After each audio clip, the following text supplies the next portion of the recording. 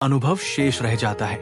उन्होंने अपने कई शिष्यों को इस अनुभव तक पहुंचाया, जिनमें से कई ने ध्यान में समाधि की स्थिति प्राप्त की। तीसरा रहस्य, प्रेम और भक्ति का जागरण, divine love awakening. Yogananda ji ने ध्यान को कभी सूखा अभ्यास नहीं बनाया। उन्होंने कहा, यदि ध्यान में प्रेम नहीं है तो वो केवल अभ्यास है, लेकिन यदि प्रेम जाग गया तो वो ध्यान नहीं, एक ईश्वर से मिलन बन जाता है। उनके अनुसार ईश्वर तक पहुंचने का सबसे सरल मार्ग है प्रेम भक्ति, जिसमें कोई शर्त नहीं, कोई लालच नहीं, केवल समर्पण है। जब साधक ध्यान में बैठता है और ये कहता है, हे प्रभु, मैं कुछ नहीं चाहता, केवल तुझे चाहता हूं, तब वही शब्द ब्रह्मांड को स्पंदित कर देते हैं। योगानंद जी कई बार ध्यान में इतने प्रेम में डूब जाते थे कि उनकी आंखों से आंसू बहते थे, शरीर का कंपन और वाणी रुक जाती थी। वे कहते थे, ये भाव उस प्रेम का प्रतीक है जो आत्मा और परमात्मा के मिलन से जन्मता है। उन्होंने भजन, मंत्र और मौन प्रार्थना को ध्यान में शामिल किया। जब संगीत और मौन मिलते हैं तो चेतना एक नई ऊंचाई तक उठती है।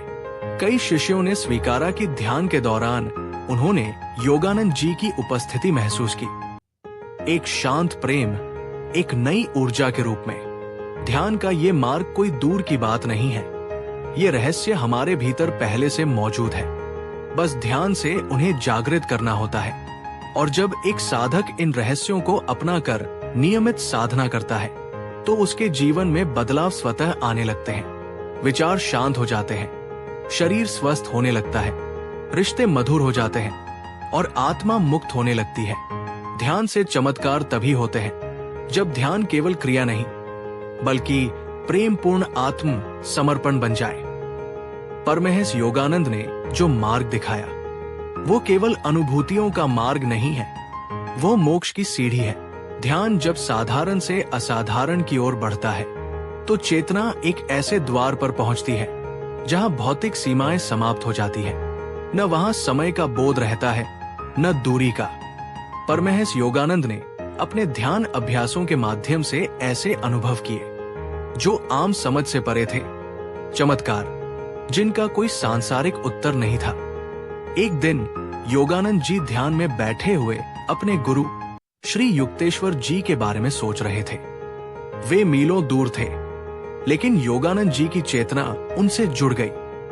उसी क्षण उनके कमरे में एक दिव्य सुगंध फैल गई और एक तीव्र नीले प्रकाश में उनके गुरु प्रकट हुए, शारीरिक रूप में नहीं बल्कि चेतना की उपस्थिति में।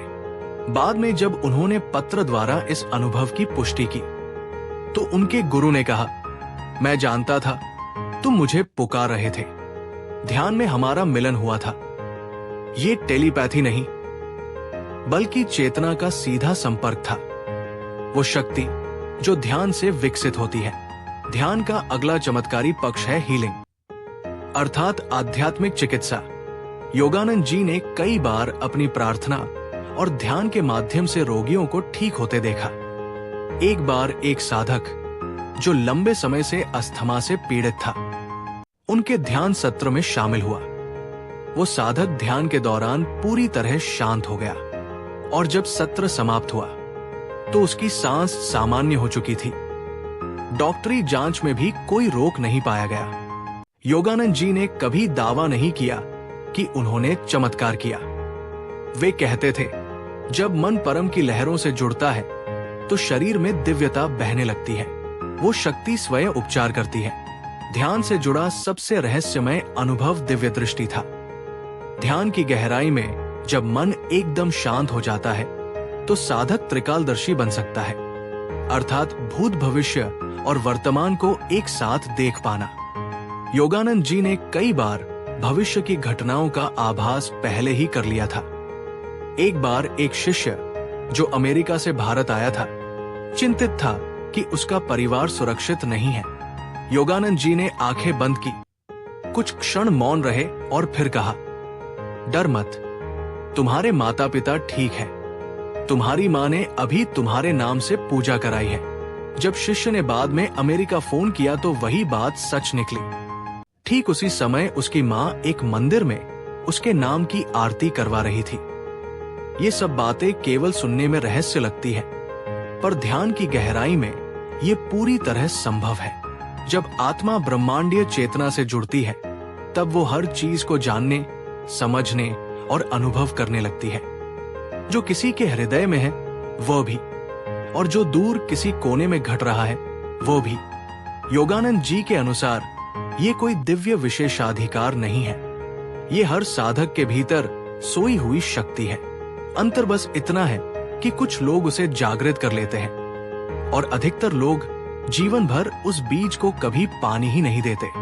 उन्होंने याद दिलाया कि ध्यान कोई मानसिक कसरत नहीं है, ये आत्मा की परमात्मा से सीधी बातचीत है। जब ये संपर्क सच्चे प्रेम, विश्वास और निरंतर अभ्यास से होता है तो चमत्कार घटते हैं, जिन्हें देखने के लिए दुनिया तरसती है।